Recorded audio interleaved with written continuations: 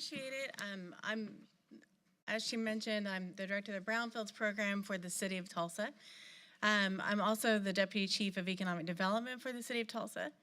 And really just want to welcome you guys again and appreciate your coming here and being a part of what the city has to offer in terms of its architecture, its historic resources, and just the culture that we have here. And hopefully you found the people that you've met and the places that you've been to be warm and welcoming. And if not, I want to welcome you again and thank you guys for coming here to Tulsa. I wanted to talk to you a little bit about funding for historic preservation. And who in here has been across or had a project where they needed additional funding or didn't have enough in their capital stack to make things work? Okay, just a few, right? Because we're always looking for how do we put this project together? How do we make this work? I wanted to focus today on funding that's available for what we call Brownfields projects. And Brownfield sites are real property that have known or suspected contamination problems that forms a barrier to that properties being reused or redeveloped or rehabilitated in some way. And in that manner, they require intervention to realize their potential. And here are just a few different types of examples of the projects that we've had to work on. Some of the steps that are involved with Brownfields projects involve first just looking at the site and understanding whether or not there are environmental conditions that are associated with that facility. That's done through a phase 1 environmental site assessment, and we'll be talking more about these as I walk through some of the funding opportunities that are available associated with each one of these steps. Then if the phase 1 indicates that there is a recognized environmental condition, a phase 2 may be done, and that really delineates the extent of the problem. A phase 3 then may be developed to look at what the plans are for addressing that problem, as well as developing some cost estimates. And then the 4th step is really looking at that site cleanup and what that requires. And I kind of think of this about, I go to the doctor's office and I say, my throat hurts, and she says, yes, your throat hurts, but I think there's something we need to look at. And that's usually that phase 1. You know, you go in and you say, I think we have a problem. Yes, you have a problem. Phase 2 is when they go and say, we need to take some more pictures of your throat and see what's there. And that's like that phase 2. And so if you guys have ever been to the doctor, you understand how that works. But some of the funding that is available there are through what we call targeted Brownfields assessment funds. Those help address the discovery, the delineation, investigation, and expansion of what that will require. And then there are several different types of funds that are available to help address the cleanup. So we'll talk about each one of those. And really the purpose of these funds is to kind of bridge the gap that is there between discovery and final reuse. When something is discovered to have an environmental condition associated with it, usually the extent of that condition is unknown, and that unknown risk makes it difficult for properties to be redeveloped or reused or rehabilitated. And so the Targeted Brownfields Assessment, or TBA assessments, are there to help bridge that part of the gap, which is that kind of yawning chasm of who knows what might be there. The other funds that we're going to talk about are really addressing the gap in funding that's needed to get it to be market ready, and those are the cleanup type funds. So first, let's talk about brownfields and targeted brownfields assessments. Targeted brownfields assessments can be available from a federal agency, from your state environmental agency, and also sometimes from your local environmental coordinator. For example, here in the state of Oklahoma, Oklahoma City has separate assessment funds. The city of Tulsa does not yet, although we've applied to kind of start that process. Typically, these are done by the agency themselves or their contractor. So rather than you having to hire someone to come out and look at your property, they would actually have their contractor or their staff come out and do that work for you. They address phase 1s, 2s, and 3s environmental site assessments. They don't get into the funding for the cleanup activities. We'll talk about that separately.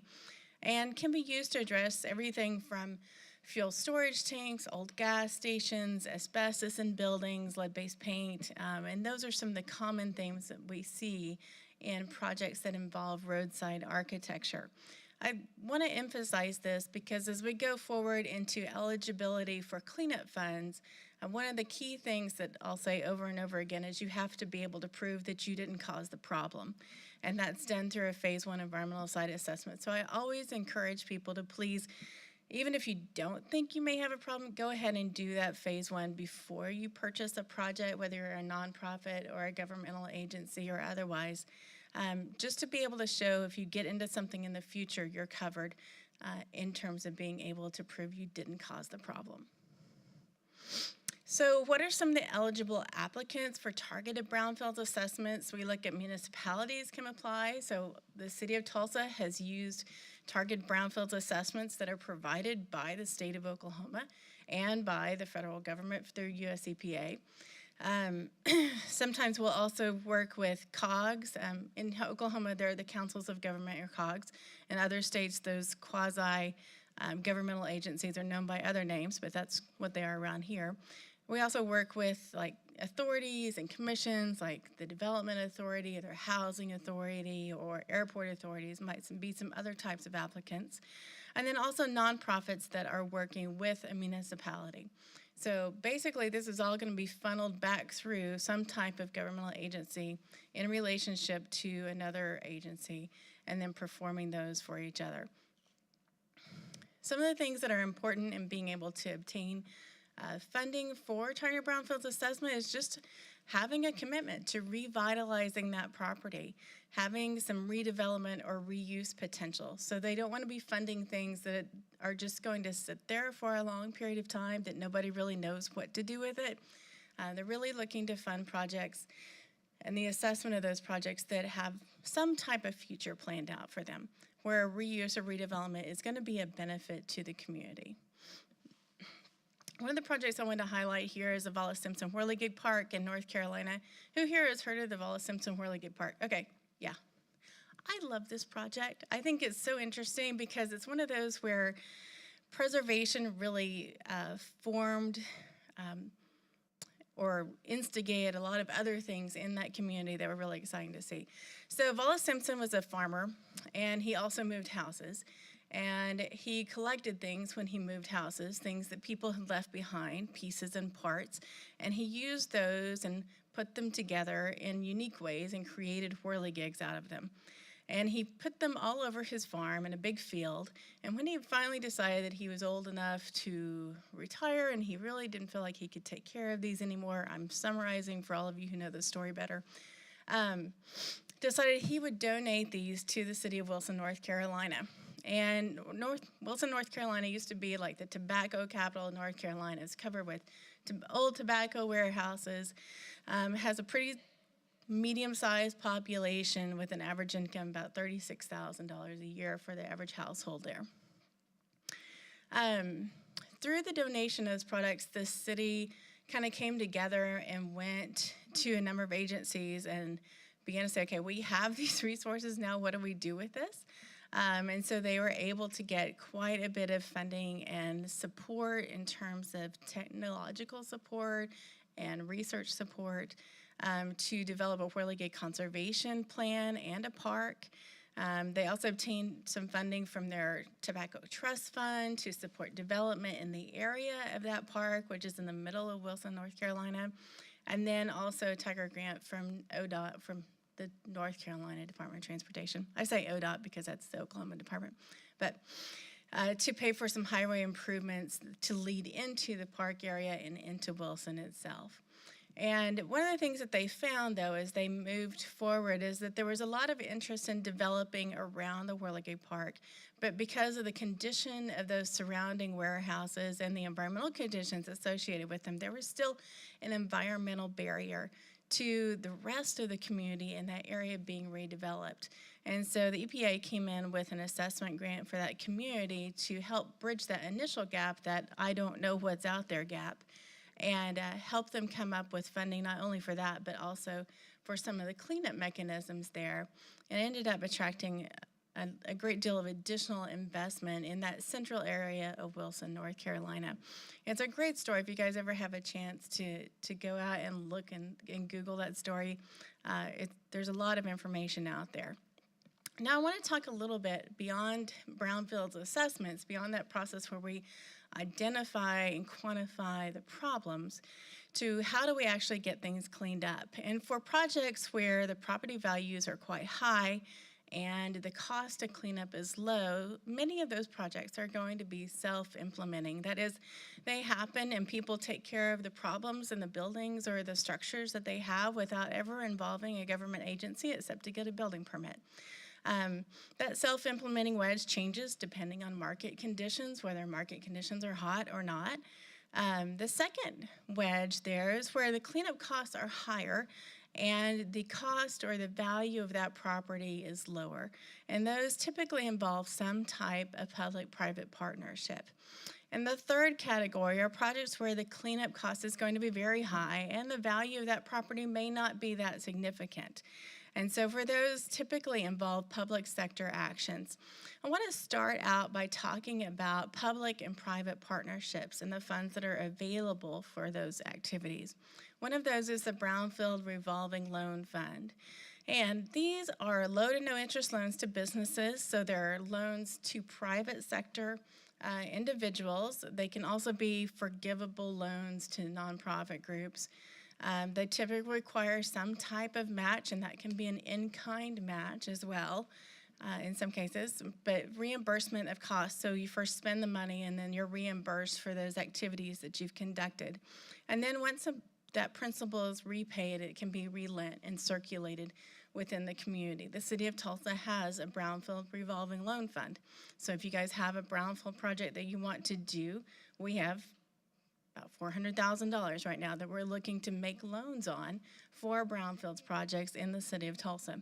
It provides an ongoing source of lending capital within the community and is often available at the state and the local level. So for one project that we're looking on right now, it's going to be quite expensive, and so it would exhaust all the funds we have locally. But I can also, and I have gone to the state and said, we have this very large project.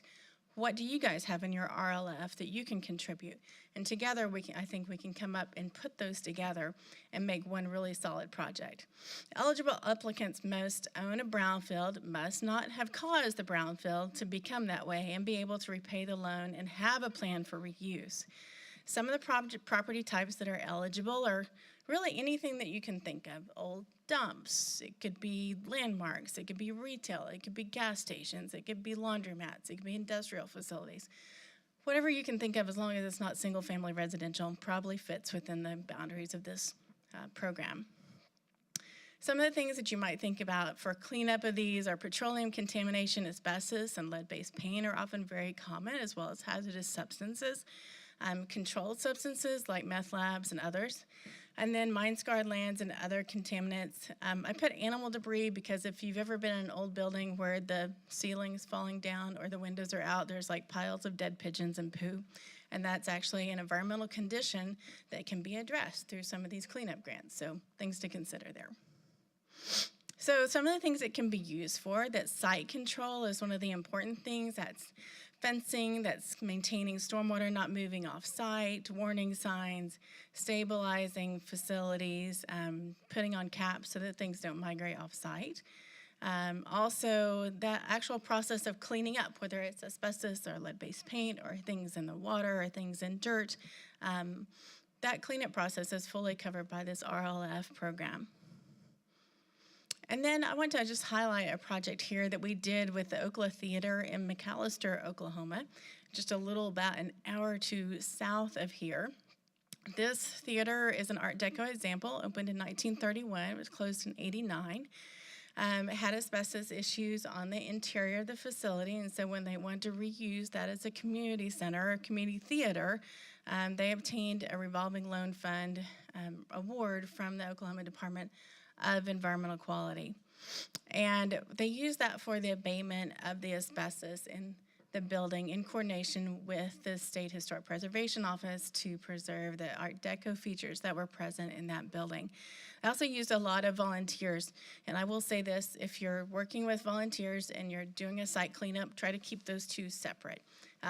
Because we had this situation where we had people completely suited up and barriers up, and then volunteers trying to come in and do work at the same time. So just encourage everyone to try to keep volunteers away from the environmental stuff. So another thing that we can try to look at in terms of public and private partnerships are petroleum storage tank funds. And 36 of our states have fuel storage tank funds at any one time. There may be more or less, but generally most of our states have petroleum storage tank funds, and they can be used really as they indicate, usually for old fuel stations. Over $10 billion have been spent to clean up old leaking underground storage tank facilities, but there's still a lot of these out there, as you probably have seen if you've been involved in these types of facilities. They address cleanups from the leaking of underground fuel storage tanks at gas stations, but one thing they don't usually do is address the removal of those tanks. So the tanks usually come out, and if there is a problem found after the tanks have come out, then these type of funds would be used. They require matching funds or a copay. In the state of Oklahoma, it's a $1,000 copay per 100,000 that the state puts in, up to a maximum of $5,000 for a $500,000 cleanup. So they do leverage a lot of funds along with that copay opportunity. And the assessment and the cleanup is provided by the agency's contractors. So the City of Tulsa has one of these right now where we're doing along Route 66. The Oklahoma Corporation Commission is actually conducting a cleanup of a former gas station and will be transferred, and it is already been transferred to the City of Tulsa, and will become part of our rail park that's out there on Southwest Boulevard. If you guys have a chance to go see it, where the oil derrick is up and the trains are located, it's a really neat experience. Eligible applicants have to own a leaking underground storage tank. That makes sense. And that includes private businesses, municipalities, and nonprofits, and being able to show that, you didn't cause the problem to be there. Again, that's done through a Phase 1 environmental site assessment, so I'll say that like 15 times during this presentation. It can be used to assess the extent of a release, to conduct the risk assessment, to actually clean up the site, whether it's in soil or groundwater or vapor, and then restoration of the site prior to its reuse. So pretty much covers the gamut of things that you might need to have addressed there. The third category of cleanups that we want to look at are those that are in the public sector realm. These are Brownfields cleanup grants, and these are available from US EPA. Eligible applicants have to own a brownfield, and again, as I mentioned, these are public sector. These are the things that no one else wants to deal with. You typically languish for a long time until some public sector agency comes along and purchases the property and makes the commitment to redevelopment or to cleaning it up to market conditions. Again, have to be able to show that we didn't cause the problem and to be able to execute the cleanup.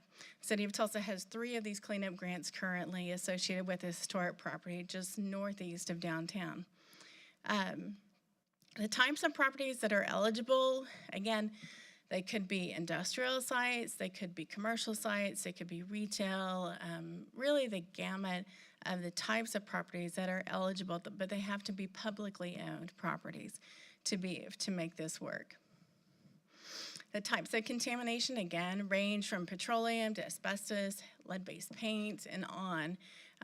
Pretty much anything that you can think of that might be an environmental barrier to redevelopment.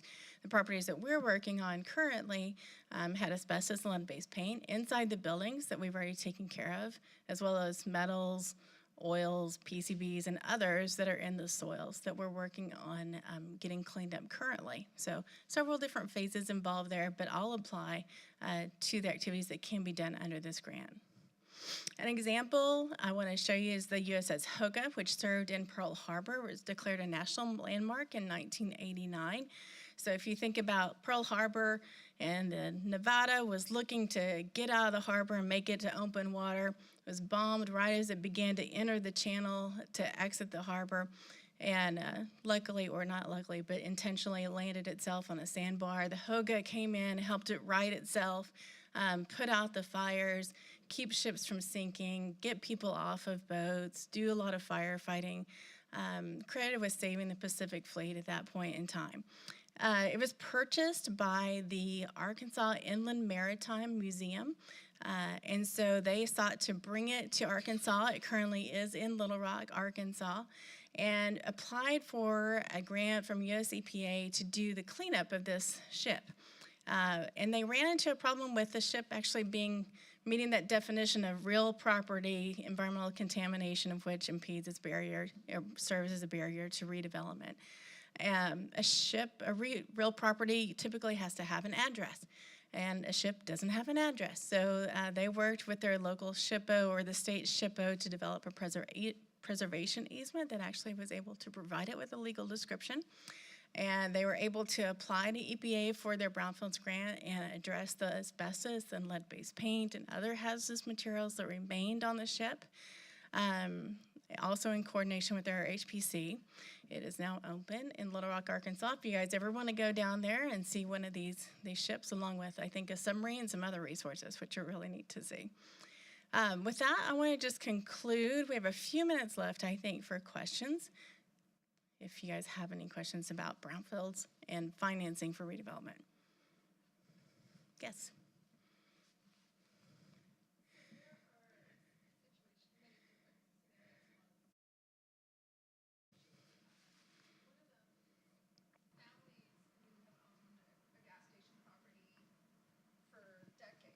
Mm-hmm. The business may have closed in the 70s, and it's just been sitting. Yes. Would that family not be eligible? Would they be considered to have caused the impact by having it sit there? If they had operated the facility, I don't believe so, but that's certainly, it's always worth asking, right? But typically, those funds are for for facilities that have not caused the issue. Now, if you've, like the city of Tulsa has bought this piece of property that was closed as a gas station decades before the current registration laws went into effect. And so we've actually had to do quite a bit of research to prove that we didn't cause the problems that were left there. And that's certainly, some of that historic research is valuable to people who want to prove that they own it, but they didn't actually cause problems. Does that maybe answer your question?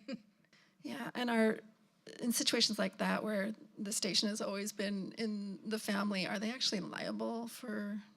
If there have been releases from a storage tank, they should be addressed by the owner, yes.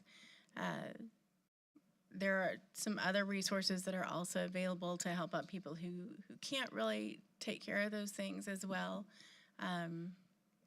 So if you have a specific one in question, I can maybe help direct you to the right person who might be able to help with that.